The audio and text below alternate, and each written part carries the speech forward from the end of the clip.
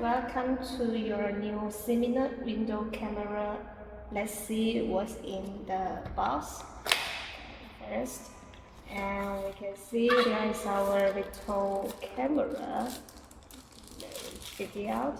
Okay, you can find the camera itself is small, round, and has a strong magnet back.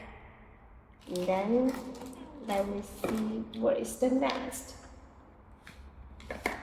Okay, there's a little box. Oh, there is a user manual, and there is the sticky adhesive mount.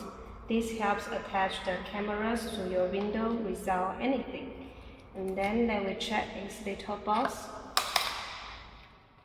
Okay, and first you can see there is a long USB cable to plug in the cable, and then there is a power adapter. Okay, this is the adhesive cable cleaner.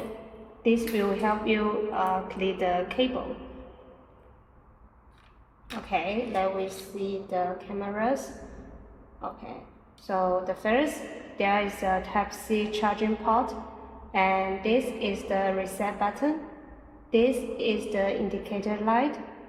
Here is the speaker, and then if you want to put the micro SD, there is the micro SD card slot, and all of it easy to set up for the beginning.